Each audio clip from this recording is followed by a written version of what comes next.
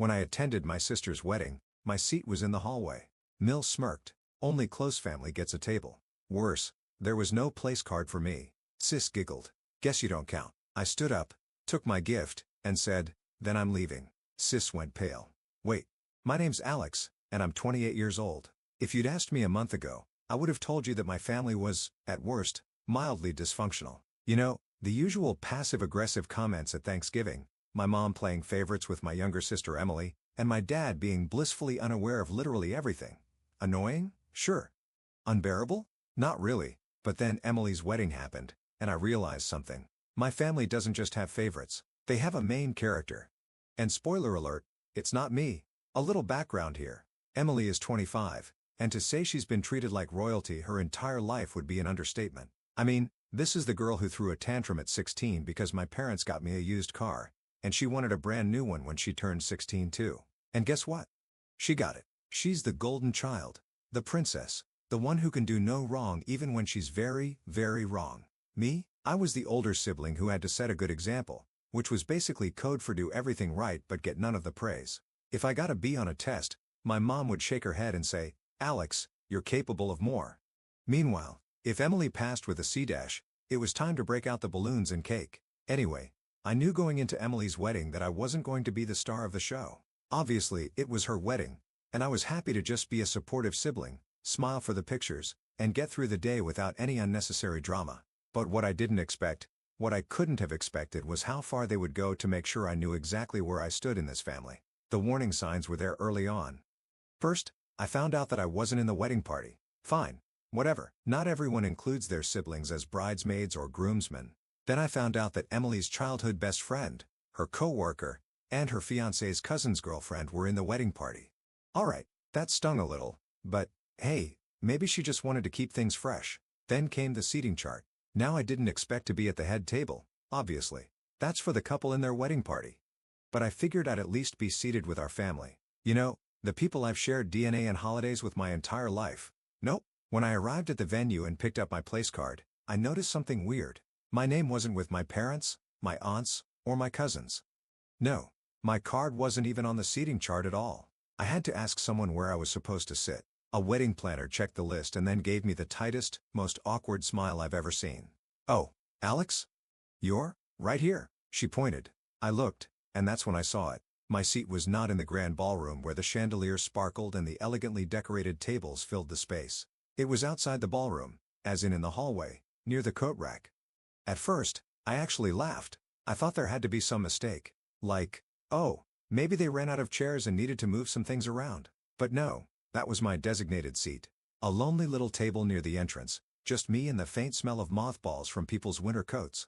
I turned to the wedding planner, still grinning like a fool because my brain refused to process what was happening. You're kidding, right? She looked so uncomfortable. I'm really sorry, but this is where you've been assigned. Assigned, like a prisoner getting their cell block number. I wasn't even mad yet. I was too busy being confused. Like, was this some kind of prank? Some bizarre wedding tradition I'd never heard of?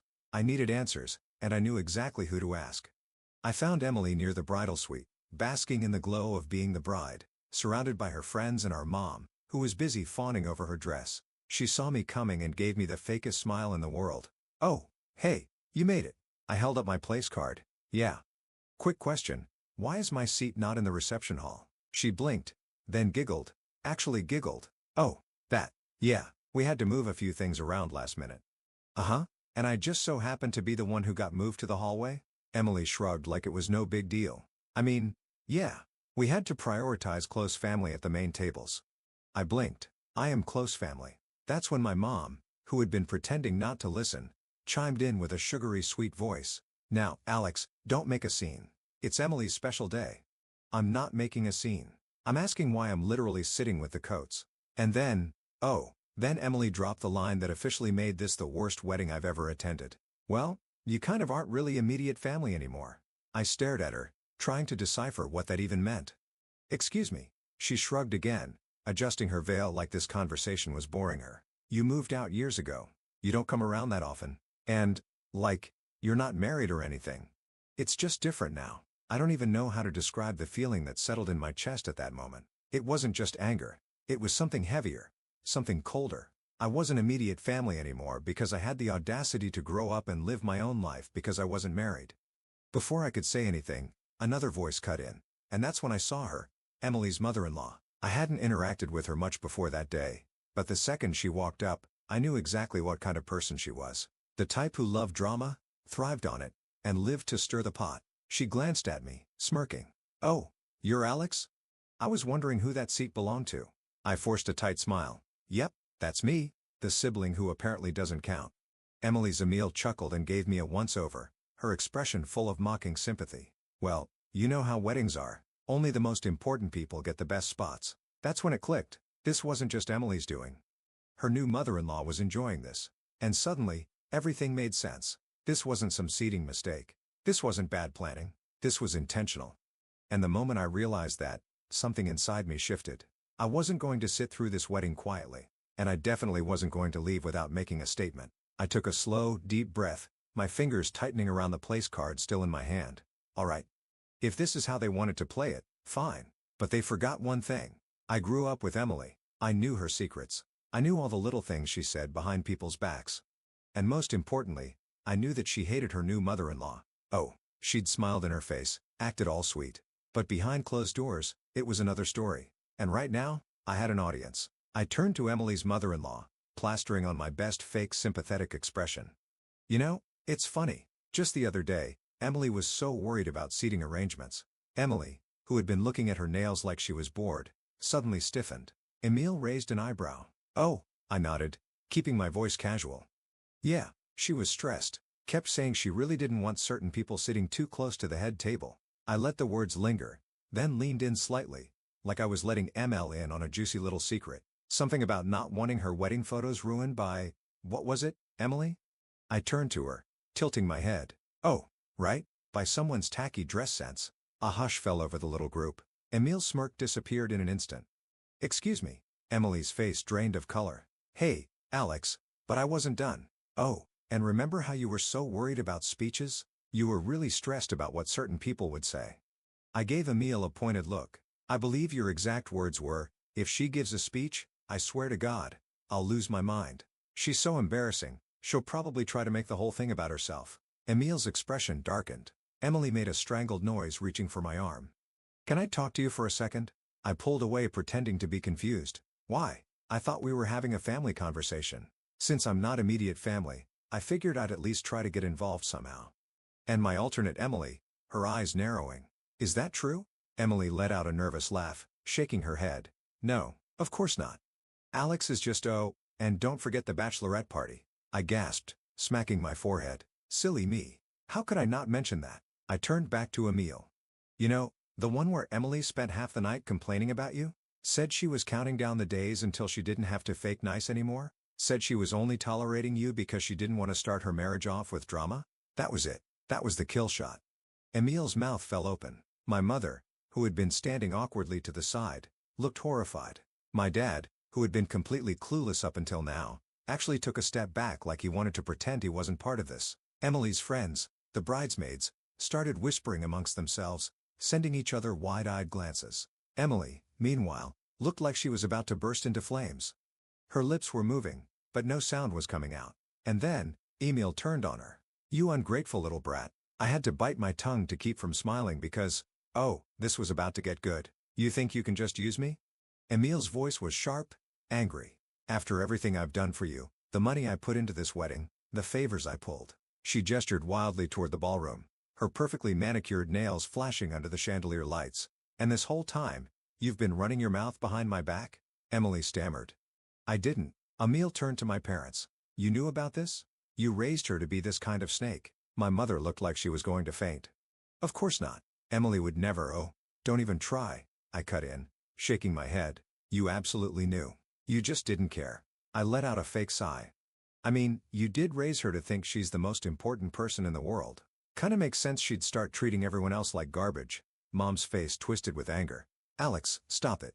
"Why?" I asked, crossing my arms. "Because I'm causing a scene? Funny how that only matters when I'm the one speaking up." Didn't seem to be a problem when Emily literally shoved me out of the reception. By now, people were definitely staring. The whispers had grown louder. Guests were turning their heads, murmuring amongst themselves. Even the groom, who had been missing this whole time, finally wandered over, his brows furrowed. "What's going on?" Emil rounded on him next. "What's going on is that your wife is a backstabbing little brat who's been insulting my family this whole time." The groom blinked. "Wait, what?" Emil jabbed a finger toward Emily, who looked like she wanted the ground to swallow her whole. "She's been running her mouth about me for months, complaining about my dress, my speech, my presence, saying she's only putting up with me until she doesn't have to anymore." The groom turned to Emily slowly. "Did you actually say that?" Emily shook her head furiously. "No. I mean, well, not like that."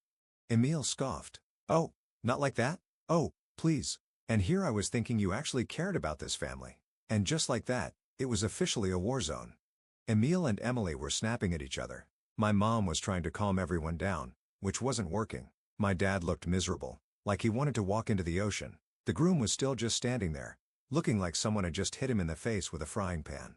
Meanwhile, I just stood there watching the destruction unfold, sipping my champagne like I was at a Broadway play. And I'll be honest, it was beautiful. But the best part, the absolute cherry on top, I wasn't done yet. Emily's voice was climbing in pitch, her hands shaking as she turned to her new husband. "You believe her over me?" she shrieked, gesturing wildly in my direction.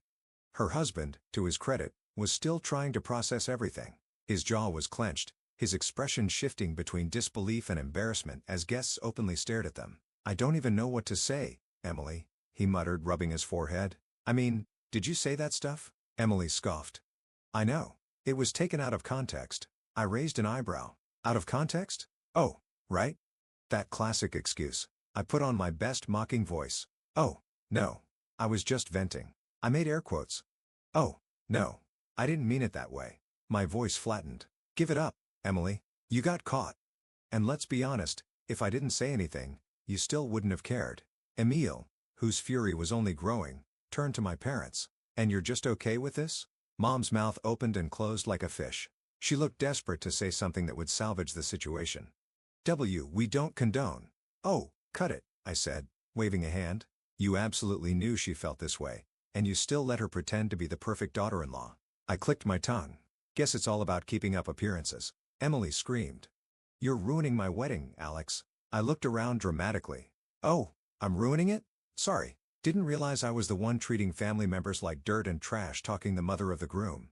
I turned back to the guests, many of whom were staring with wide eyes. "What do you guys think? Who's really to blame here?" A few people averted their eyes, not wanting to get involved. But one of the bridesmaids, Emily's own bridesmaid, whispered something to the woman next to her. "And that woman?" She let out a laugh. That only made Emily angrier. "You think this is funny?" she hissed, whipping toward them. The bridesmaid's lips twitched. "I mean, kinda? Oh, this was getting good." Emily's hands curled into fists, but before she could explode again, I decided to wrap things up because frankly, I was bored. I let out a dramatic sigh, shaking my head. "Well, this has been lovely. Really. Just a fantastic experience, but I think it's time for me to go." Emily scoffed, throwing up her hands. "Fine, go." I grinned. "Oh, don't worry. I will." Then I turned toward the gift table, scanning the pile of expensive-looking presents stacked near the front. And there it was, my gift. The one I had spent weeks picking out. The one that had taken actual effort, thought, and more importantly, money. Emily followed my gaze, and her eyes went huge. "Alex, no." I strolled over, humming to myself as I plucked the gift from the table. Emily's jaw dropped. "Are you seriously taking it back?" I gave her a deadpan look. "Why would I leave it? Apparently, I'm not real family. Right?" I let out a fake gasp. "Oh my God. What if I accidentally contaminated it with my servant germs?" I clutched my chest dramatically. "Wouldn't want to taint your precious married life?" Emily's face turned a dangerous shade of red. "You're such a child." I shrugged, clutching the box under one arm. "Maybe, but at least I'm not a fake, lying, two-faced brat who pretends to be sweet while talking bad about people behind their backs." I turned toward Emil, whose fury still hadn't subsided. "Hey, Emil, good luck with this one. I give it a year." Emil actually laughed. Emily screeched. I turned on my heel and made my way toward the exit, the tension behind me so thick you could cut it with a knife. Guests were whispering. The music had stopped completely. The atmosphere had completely shifted from celebratory to full-blown disaster. And honestly, I loved it. As I reached the door, I paused, looking back at the chaotic scene behind me. Emily was still arguing with Emil. My parents looked like they wanted to disappear into the floor. The groom was just standing there, like he was reconsidering his entire life. And me? I gave a little wave, a smug smile tugging at my lips. Enjoy your perfect wedding, sis. Then I walked out. I didn't look back after I walked out of that disaster of a wedding. I didn't need to. I already knew the damage had been done, and honestly, it was more satisfying than I could have imagined. The moment those doors shut behind me, I let out a slow breath and adjusted the weight of the wedding gift under my arm. Petty? Maybe? Satisfying? Absolutely.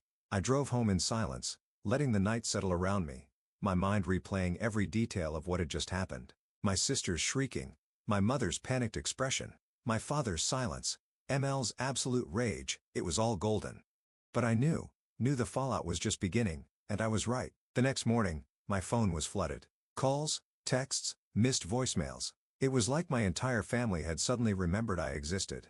My mother had left 7 voicemails, her voice switching between desperate pleading and absolute fury. Alex, what were you thinking? You humiliated your sister on the biggest day of her life. Call me back now. Alex, honey, please, we can talk about this. Just come over. Let's work this out. That was the most immature, selfish thing I have ever seen. I hope you're happy. I hope you enjoyed destroying your sister's wedding. Oh, I did, Mom. I really, really did. But my sister's messages? Even better. It's over between us. How could you do this? You ruined everything. I can't even look at my wedding photos because of you. You took back your gift? Are you serious? What kind of person does that? I hate you. I really, really hate you. I grinned as I scrolled through them, sipping my coffee. If Emily thought a few angry texts were going to make me feel bad, she didn't know me at all. But what really caught my attention? The text from my dad. Unlike my mother and sister, he wasn't spewing insults or demanding an apology. His texts were short, simple. Call me when you have a moment. I hesitated before dialing his number. Dad wasn't the type to get involved in drama. Usually, he let my mom and Emily run the show while he stayed in the background. The fact that he was reaching out at all meant something was really going on.